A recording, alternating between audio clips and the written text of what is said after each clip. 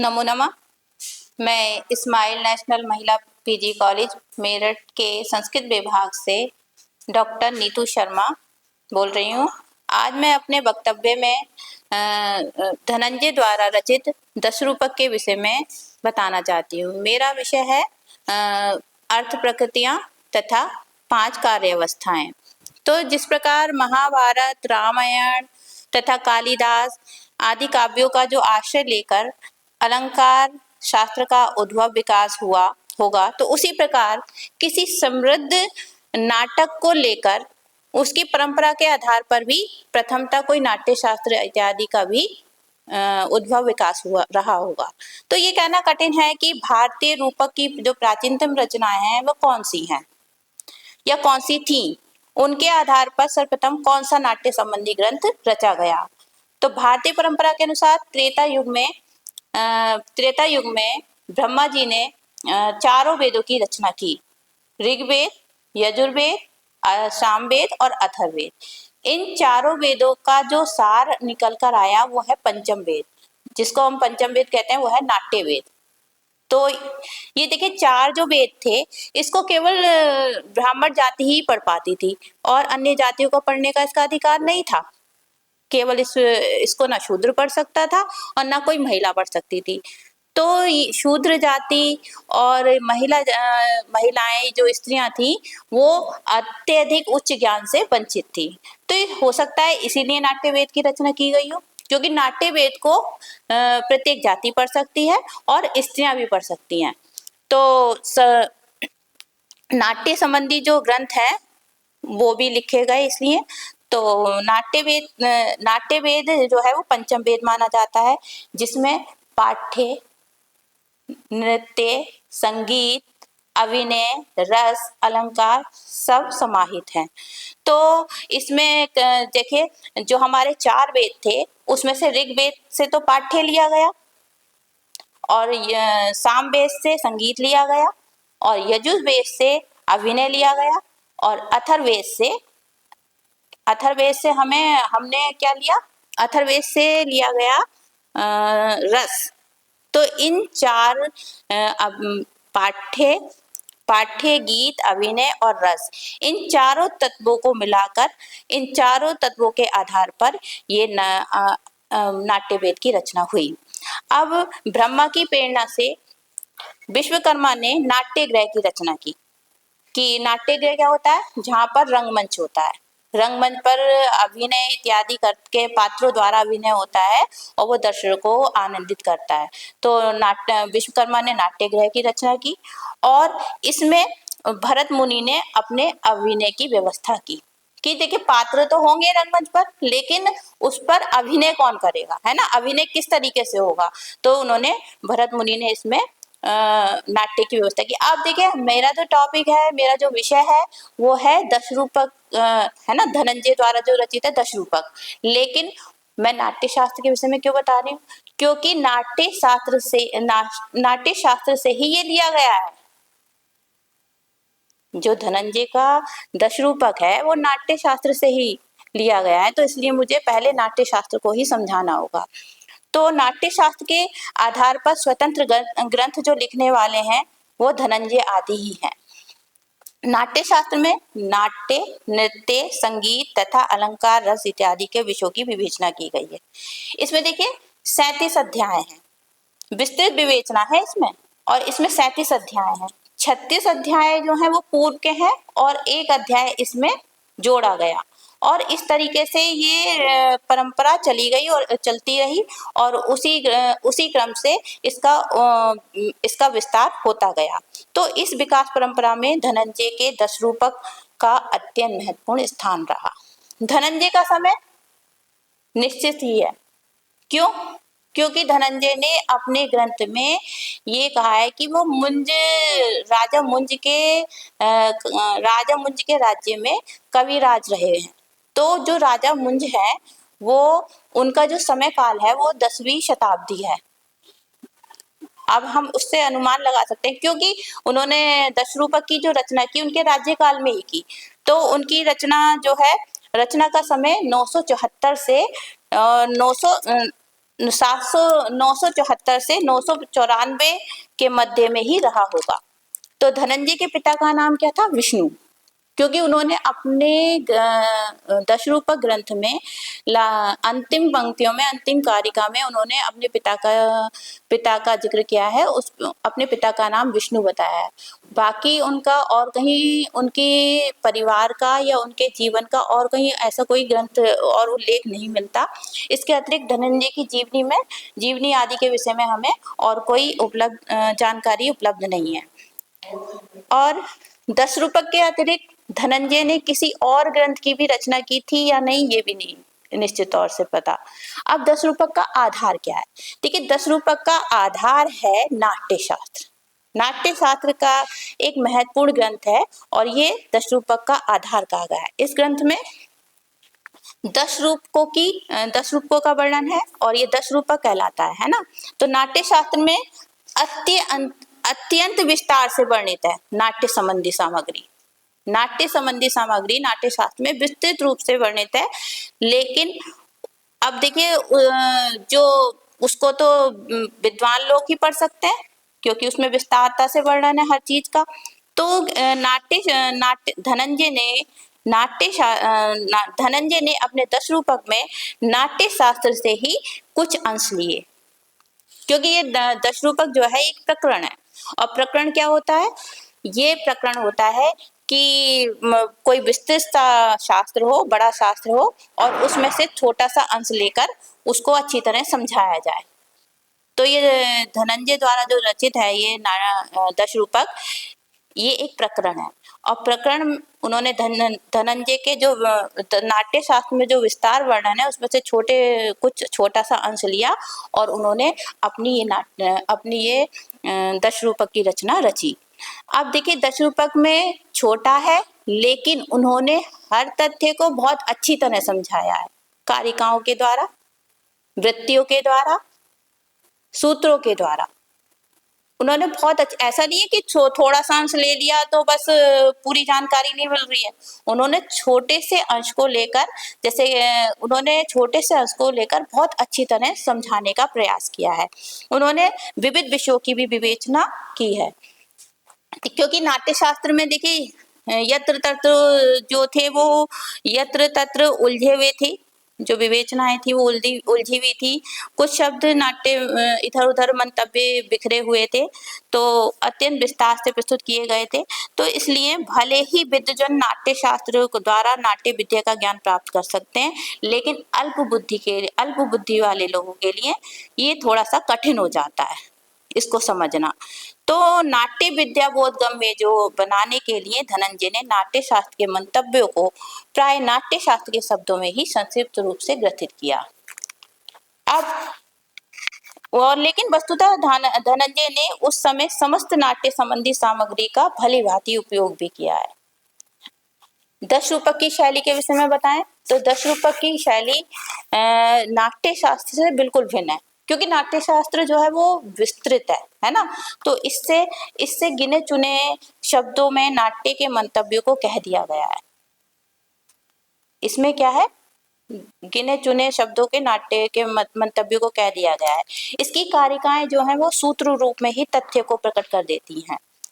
कहीं कहीं निर्वचन शैली का प्रयोग किया है। निर्वचन शैली क्या होती है? शब्दों के अर्थ को विशद रूप से बताती है। निर्वचन शैली वस्तुतः मूलतः तो ये यास्क द्वारा रचित जो निरुक्त ग्रंथ है उससे संबंधित है। उसमें क्या होता है, ऐसे शब्दों को जो वैदिक शब्द हैं, क्योंकि देखिए वैदिक शब्द बहुत कठिन शब्द होते हैं, उसको पढ़ना बहुत आसान नहीं होता, क्योंकि ये खुद देवताओं के द्वारा रचित है, ब्रह्मा के द्वारा रचित है वेद, तो ये थोड़ी सी कठिन है। अब इसको समझने के लिए हमें इसको व्याकरण का रूप देना होगा इन शब्दों को। तो निर्वचन शैली के माध्यम से क्या होता है, जो कठिन शब्द होते हैं उसका अर्थ हम सरलता से पढ़ सकते हैं निर्वचन शैली के माध्यम से। और किसी विषय के भेद दिखाए हैं इन्होंने, किसी के प्रभेद भी दिखाए हैं, उनकी व्याख्या करना ये भारतीय प्रतिपादन शैली की प्रमुख विशेषता है। उन्होंने 10 रूपक में आरंभ से अंत तक दिखाई देती है प्रतिपादन शैली। दश रूपक कैसी है? पद्यमय रचना है। इसमें अधिकतर अनुष्टुप छंदों का प्रयोग किया गया है और इसमें और मुख्यतः तो अनुष्टुप छंदों का है, लेकिन कहीं कहीं आर्यव्रत भी है, इंद्रवज्रा भी है और वसंतलिका भी है, उपजाति भी है, शार्दुल भी है और विक्रीडित आदि भी इसमें छंदों का प्रयोग है। छंदों के निर्वाह के लिए भाषा में भी परिवर्तन लाना पड़ा। और देखिए प्रत्येक जो रचनाकार होता है भाषा में परिवर्तन लाता है, लाना अनिवार्य हो जाता है। क्यों? जब हम छंदों का प्रयोग करते हैं तो भाषा में परिवर्तन आ ही जाता है। कहीं कहीं उन्होंने छोटे छोटे शब्दों का प्रयोग किया है। देखिए जब हम कुछ ना उन्होंने ऐसे निरर्थक शब्दों का भी प्रयोग किया है जो उपयोगी नहीं थे, फिर भी उन्होंने लिए। क्यों लिए? क्योंकि छंदों में मात्रों की आवश्यकता होती है। तो कहीं कहीं ऐसा होता है, मान लीजिए हमें पहली पंक्ति में 11 मात्राएं लानी है ना, और हमारे 10 मात्राओं में हमारा कार्य पूरा हो रहा है या 9 मात्रों में हमारी पंक्ति का अर्थ पूरा हो रहा है, लेकिन हमें 11 मात्राएं लानी है तो हम कुछ ऐसे शब्द जोड़ देंगे जो निरर्थक हैं। उसके ना होने पर भी कोई असर नहीं होता, उसका वाक्य का अर्थ निकल रहा है, लेकिन फिर भी हमने वो शब्दों का प्रयोग किया है। जैसे आख्या है, अथ है, इन शब्दों का भी उन्होंने प्रयोग किया है जो निरर्थक है, लेकिन छंदों की पूर्ति के लिए उन्होंने इन शब्दों का प्रयोग किया है, तो करना पड़ा उन्हें। और कहीं कहीं उन्होंने प्रसिद्ध शब्दों का प्रयोग किया है। प्रसिद्ध शब्द कैसे? जो हम पहले भी पढ़ चुके हैं। मान लीजिए हमने पहले काव्य शास्त्र पढ़े हैं या कहीं हमने काव्य पढ़े हैं, कोई हमने गद्य पढ़े हैं, तो हम उसका पहले भी हमने प्रसिद्ध शब्दों को पढ़ा है, तो हम अब देखेंगे तो हमें पता चल जाएगा ये तो पहले भी हैं, पहले भी हम पढ़ चुके हैं। तो हमने प्रसिद्ध शब्दों का भी उन्होंने कहीं कहीं भी किया है और कहीं कहीं अप्रसिद्ध शब्दों का भी प्रयोग किया है। अप्रसिद्ध शब्द जैसे बहुत कम ही लोग ही उसका प्रयोग करते हैं।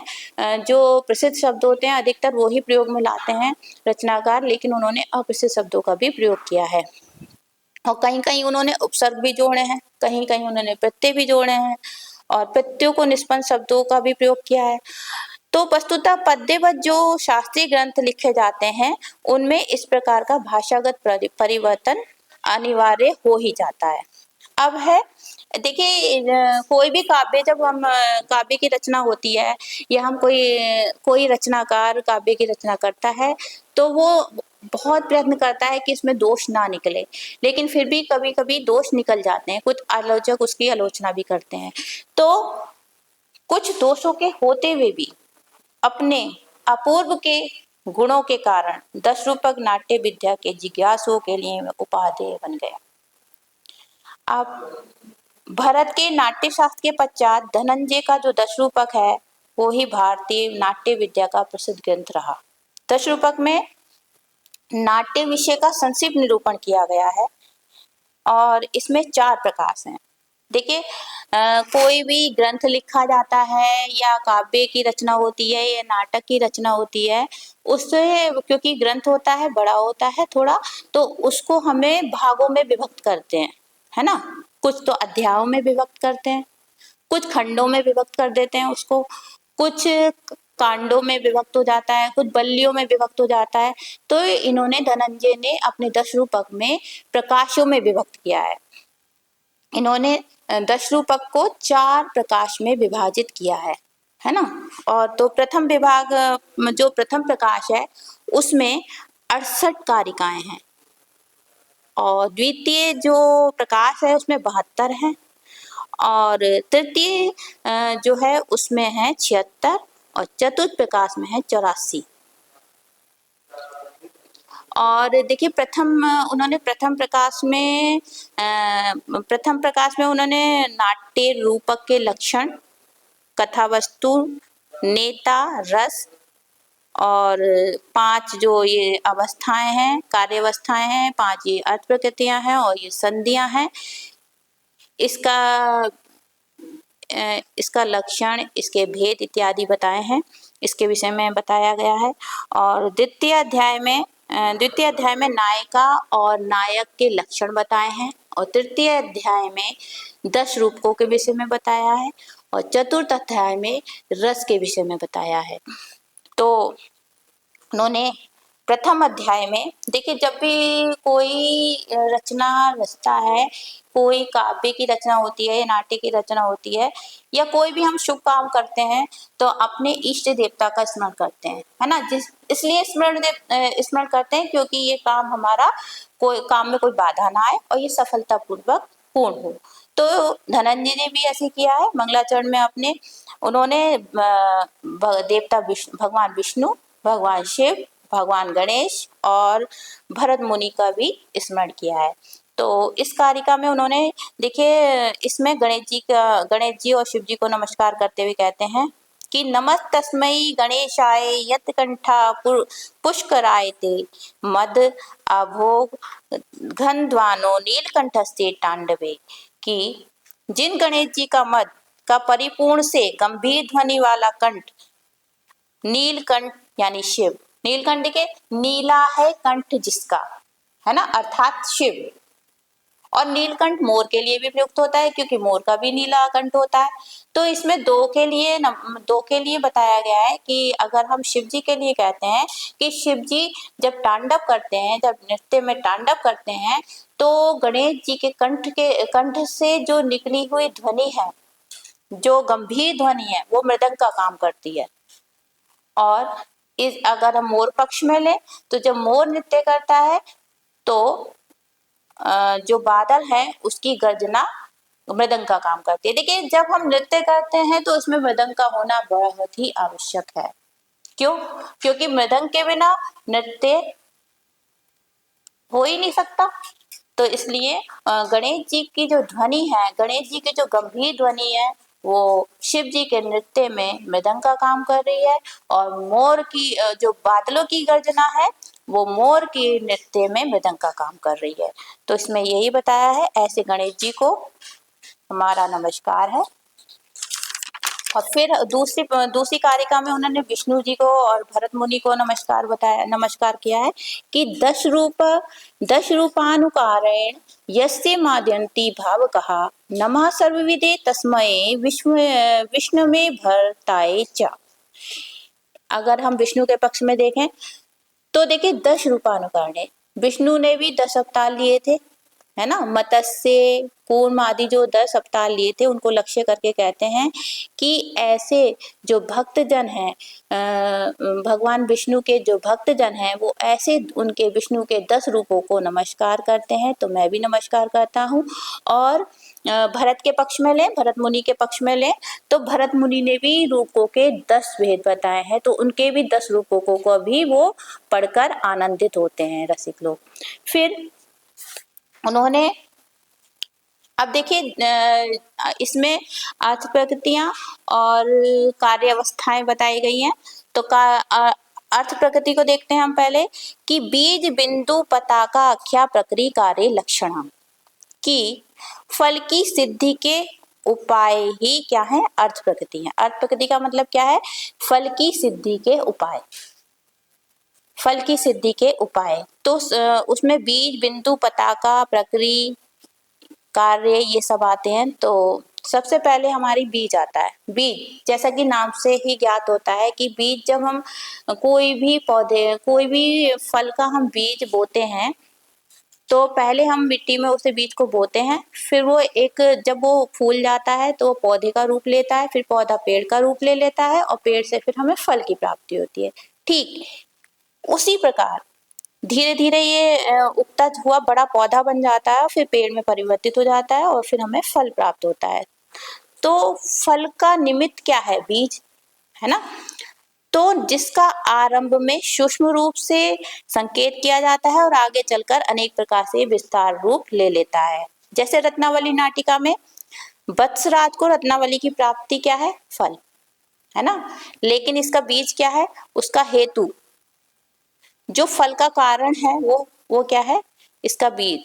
जैसे देव की अनुकूलता से युक्त योगंधरायण का जो उद्योग है, उसे विस्कंभक में बीज रूप से रखा गया। अब योगंधरायण कहता है कि इसमें क्या संदेह है, अनुकूल देव दूसरे द्वीप से भी, सागर के मध्य से और दिशाओं के छोर से लाकर किसी अविष्ट वस्तु को भी शीघ्र से शीघ्र मिला देते हैं। तो उस उक्ति से लेकर स्वामी के अभ्युदय के लिए प्रारंभ किए गए इस कार्य में दैव जो है उसने भी इस प्रकार हाथ का सहारा दे दिया। अतः सचमुच में ही इसकी सिद्धि में संदेह नहीं है। फिर भी अपनी इच्छा से ही सब कुछ करने वाला मैं स्वामी से डर रहा हूँ। तो इस कथन तक बीज का ही निर्देश किया गया है। बीज, देखिए बीज क्या हुआ, फल की प्राप्ति। इसमें रत्नावली नाटिका में जो उद्यन और सागरिका का जो मिलन है वो फल है, और उसको शुरू में ही योगेंद्रायण का जो कथन है कि देव की सहायता से देव चाहे तो किसी भी अविष्ट वस्तु को लाकर मिला देते हैं, वहां से लेकर और उनकी फल की प्राप्ति तक जो भी उद्योग है वो बीज का काम करता है ना। बीज जैसे धीरे धीरे विस्तार हो जाता है, एक पेड़ के रूप में परिवर्तित होकर फल प्राप्त करता है, ऐसे ही जो उसका हेतु होता है कथा का, जो कारण होता है फल का, वो भी धीरे धीरे बड़ा होकर फल की प्राप्ति करा देता है। अब है बिंदु। देखिए बीज और बिंदु का काम एक सा ही होता है, थोड़ा थोड़ा। जैसे बिंदु, किसी हम जल में एक बूंद हम तेल डाल दें तो वो सब में फैल जाता है ना, फैला हुआ दिखाई देता है। तो इसी प्रकार नाट्य में ही फैला रहता है। उसी प्रकार जो फल का उपाय है वो भी नाट्य में फैला रहता है। देखिए किसी भी कार्य को करेंगे, और हम कोई भी कार्य करते हैं तो हम फल की इच्छा से ही करते हैं, और जब हमें फल पाना है तो हम उसके लिए उपाय भी करते हैं। हम कोशिश करते हैं, प्रयत्न करते हैं कि हमें इस प्रयत्न से ये फल की प्राप्ति हो, इस प्रयत्न से ये फल की प्राप्ति हो। जो फल के उपाय होते हैं वो नाट्य में फैले होते हैं, इसलिए ये बिंदु कहलाता है। रूपक की कथा वस्तु का एक प्रधान फल होता है जो महाकाव्य कहलाता है। जैसे रत्नावली नाटिका में, महाकाव्य में रत्नावली जो समागम है तथा काम तथा धर्म की सिद्धि, किंतु इसकी कथा वस्तु में अनन्य अवान्तर प्रयोजन के, जैसे कामदेव पूजा की घटना का प्रयोजन। देखिए कामदेव की पूजा जो होती है वो भी इनको मिलाने में सहायक होती है दोनों को।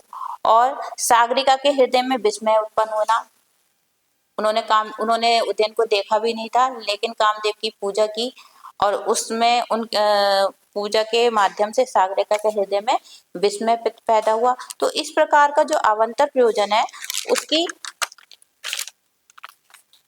उसकी समाप्ति हो जाने पर, जब प्रयोजन की समाप्ति हो गई, मुख्य प्रयोजन से विच्छिन्न होने का जो अवसर उपस्थित हो जाता है, किंतु आगे प्रयोजन की सिद्धि का निमित्त प्रस्तुत कर दिया जाता है, वह सागरिका के मन में उत्सुकता उत्पन्न करता है।